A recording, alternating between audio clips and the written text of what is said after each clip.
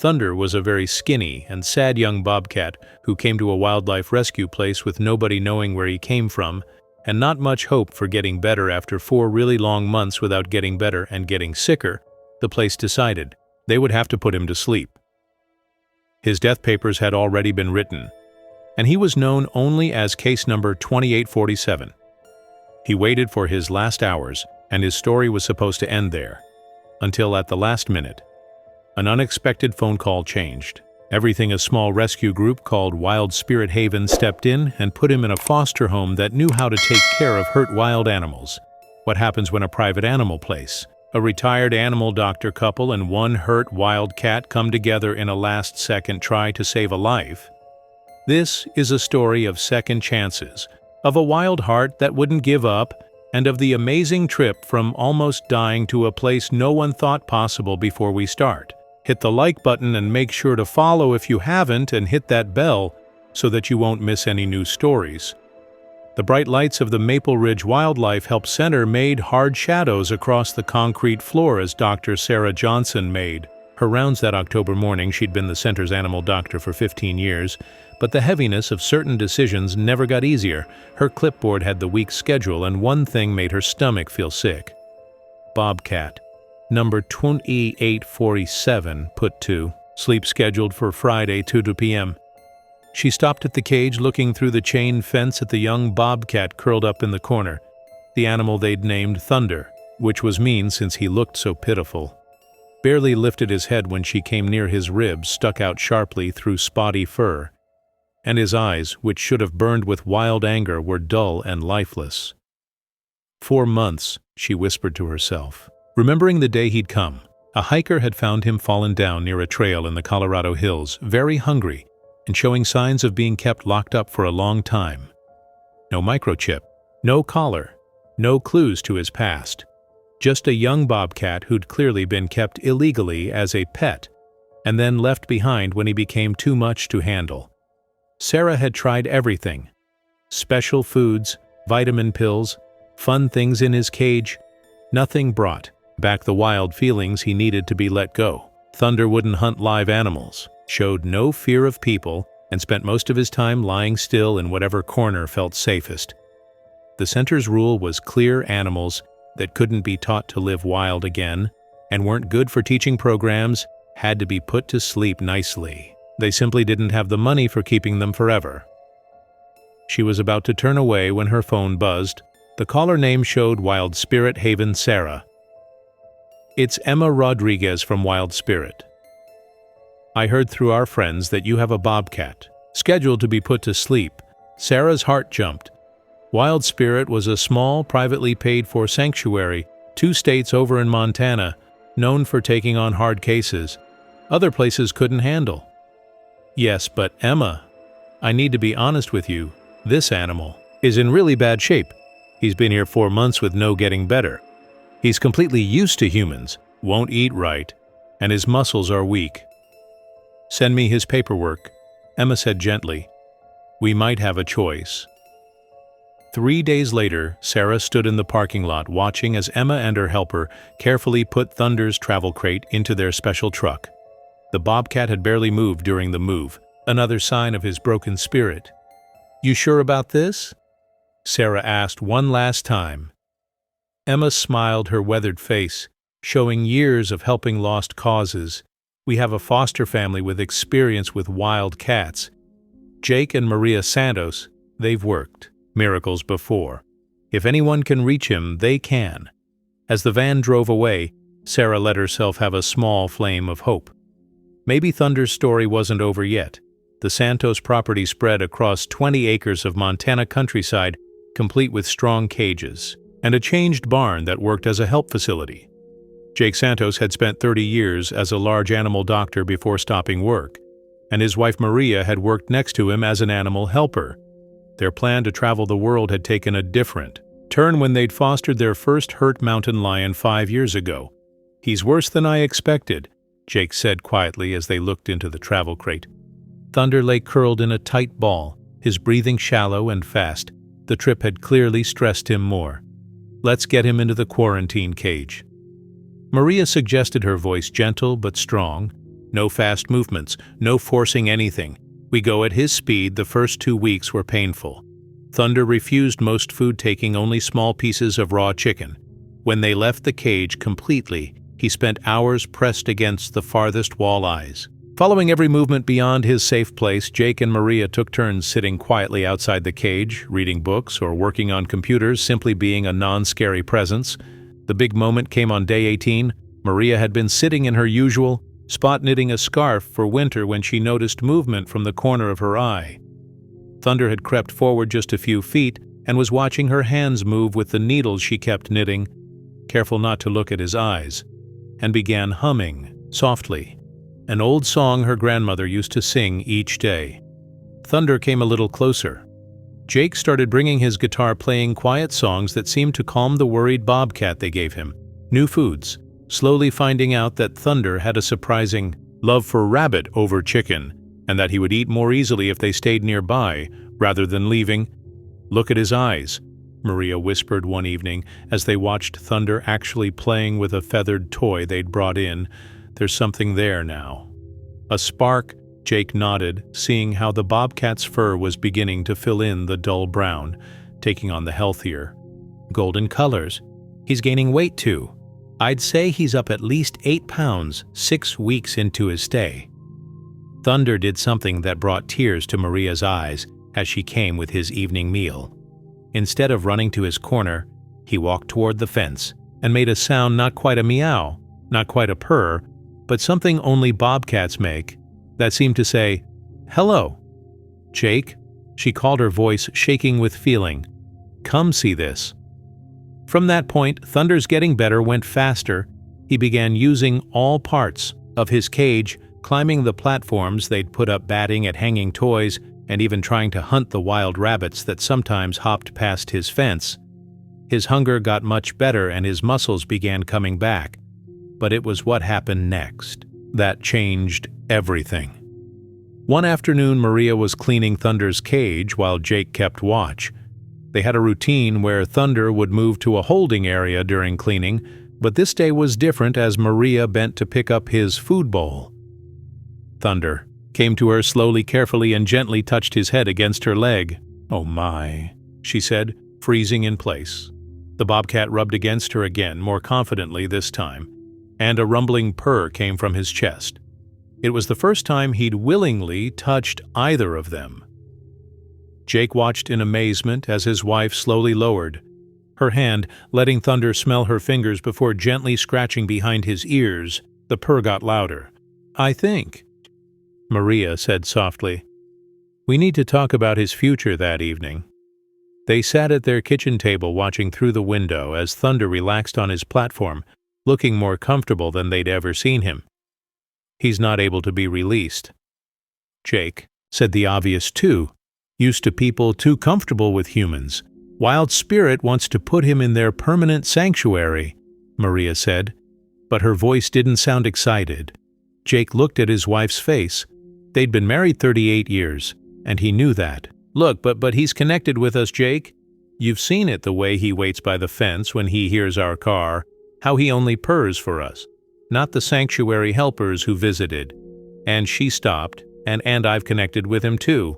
"I know it's crazy, I know we already have Rex and Bella, and we said no more animals, but you want to keep him." Maria looked at her husband's eyes.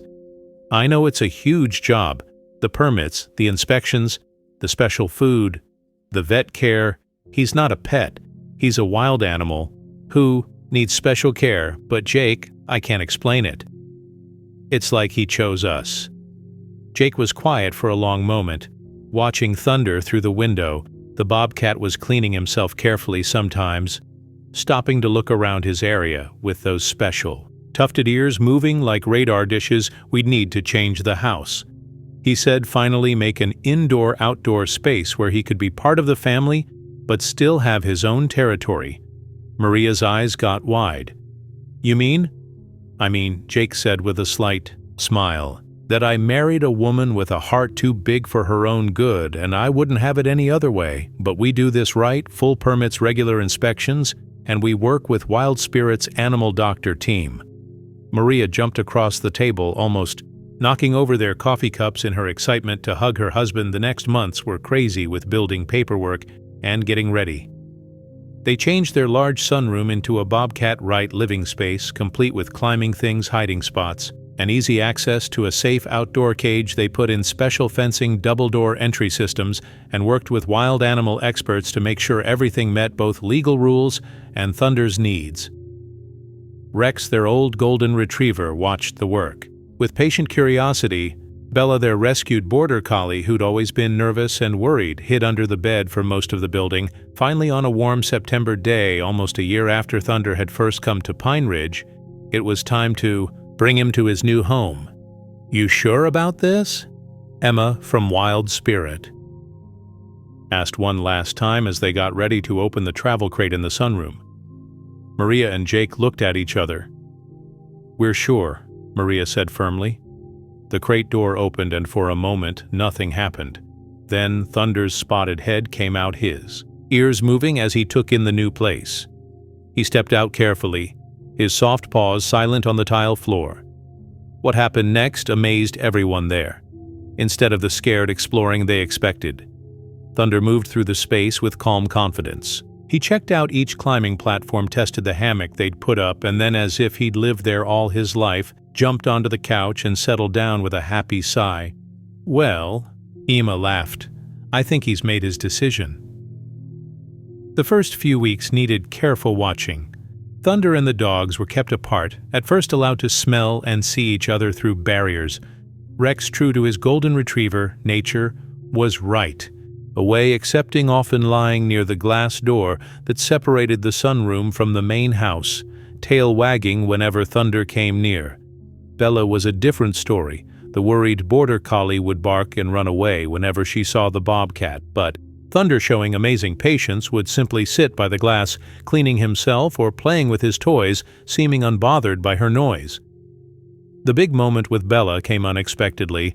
One evening, Jake had accidentally left the sliding door open. While bringing in Thunder's dinner before anyone could react, Thunder had walked into the main house.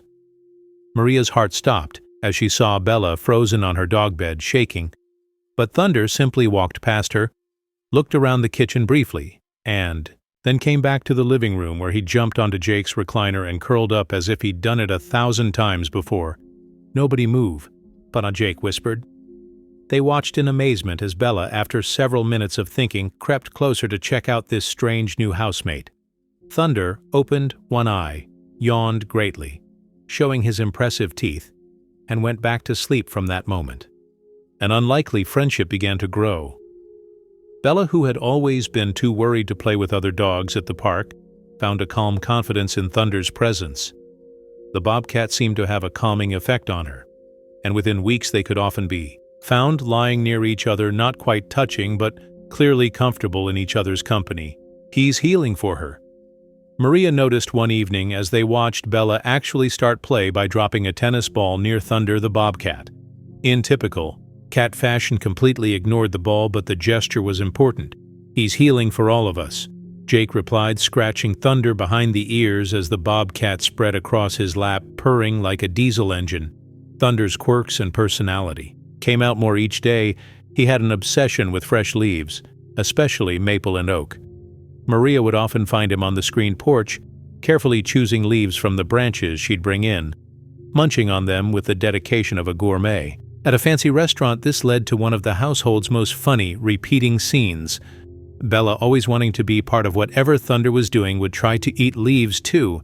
Without fail, she would take one bite, make a face of total disgust, spit it out dramatically, and look at Thunder as if to say, "How can you eat this?"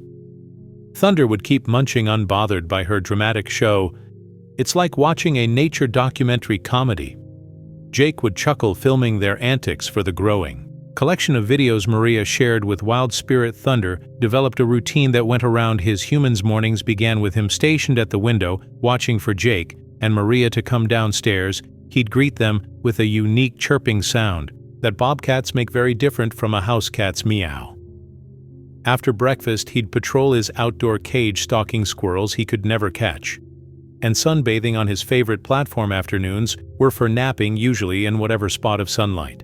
was available often with Rex nearby, but evenings were special. That was Thunder and Jake time. "I never thought I'd be a cat person," Jake would say as Thunder kneaded his lap with those powerful paws, careful to keep his claws hidden, especially not a 35-pound wildcat person.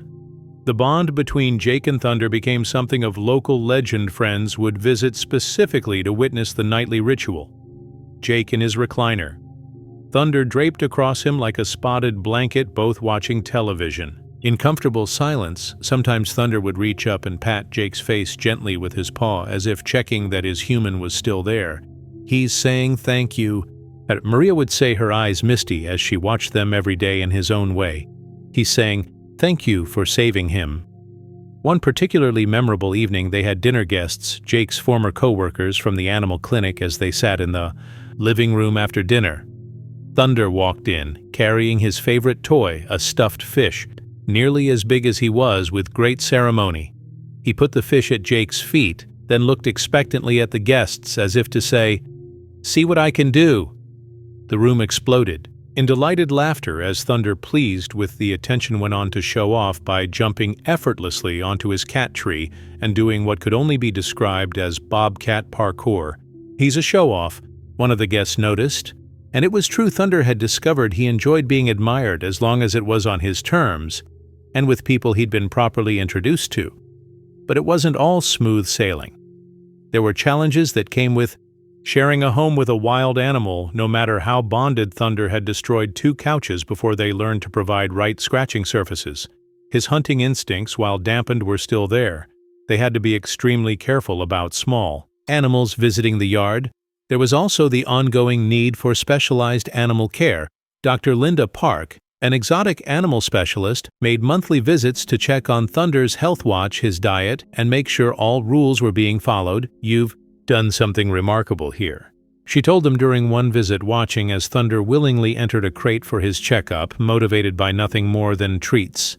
"And trust, this level of cooperation from a bobcat is extraordinary." The first winter in his new home brought new discoveries. Thunder, it turned out, absolutely loved snow. The first big snowfall had Maria and Jake bundled up on the porch, watching as Thunder experienced deep snow for perhaps the first time in his life. He came to it carefully, at first patting at it with one paw, then suddenly exploded into action, leaping, pouncing, rolling in the white powder with an expression of pure joy. Even Bella was inspired to join him in the enclosed yard, the two of them creating a chaos of paw prints and snow. "Angels, look at him!" Maria laughed, filming as Thunder tried to catch snowflakes from death's door to this. As winter went on, Thunder's inside time increased, and with it his integration into the family deepened. He learned the household routines, knew exactly when meals should appear, and had strong opinions about any changes from the schedule. If Jake was late coming home from errands, Thunder would pace by the window, occasionally letting out sad yowls that had Maria texting her husband, "Your cat is upset with you." One evening, in late February, Maria found Jake asleep in his recliner. Thunder stretched out on top of him, also sleeping. Rex lay on the floor beside them, and even Bella had curled up on the nearby couch. The fire crackled in the fireplace. Snow fell softly outside, and Maria felt a wave of complete happiness. She thought back to that day when Emma had called about a dying bobcat who needed a chance. They'd expected to provide hospice care, maybe give him a few comfortable months instead. They'd gained a family member who brought joy, laughter, and a wild beauty into their home every single day. From death row to the couch. "Ah," she whispered, careful not to wake the sleeping pile of contentment. Thunder opened one amber eye, looked at her with what she swore was love, and went back to sleep, his purr rumbling through Jake's chest like distant thunder. Dr. Sarah Johnson from Pine Ridge visited on Thunder's 2-year adoption anniversary. She stood in amazement, watching the once-dying bobcat leap effortlessly onto his outdoor platforms, muscles rippling under a shiny coat. "I wouldn't have believed it," she said, accepting a cup of coffee from Maria. "When he left our facility, I thought we were just delaying the inevitable.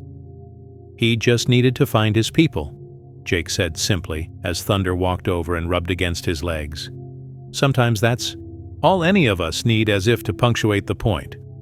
Thunder picked up his latest leaf collection. Maria had brought in fresh maple branches that morning and carried them to his favorite sunny spot. Bella, ever hopeful, followed and made her daily try at leaf eating with the predictable dramatic results every single day. Maria laughed as Bella spit out the leaf and gave Thunder an accusing look. You'd think she'd learn, maybe she just likes the routine, Jake suggested, the predictability of it. Thunder eats, leaves, Bella tries and fails. All is right with the world. Later that evening, as Jake settled into his recliner for the nightly ritual, Thunder surprised them. Instead of immediately claiming his usual spot on Jake's lap, he first went to Maria, touched his head against her hand for scratches, then to Rex for a brief nose touch, and even came to Bella, who licked his ear in greeting only after making his rounds. Did he jump onto Jake's lap, circling 3 times before settling into his spot with a happy sigh. He's saying thank you, Maria said, her voice thick with emotion, to all of us. Jake stroked the soft fur between Thunder's ears, feeling the deep purr that seemed to come from the bobcat's very soul. No, he said softly. Thank you for choosing us, for trusting us, for showing us that sometimes the most unexpected families are the most perfect ones. As night fell over the Montana countryside, the Santos household settled into peaceful quiet. A rescued bobcat, who'd once been hours from being put to sleep, snoozed on the couch. A golden retriever dreamed of tennis balls. A formerly worried border collie slept soundly, no longer afraid.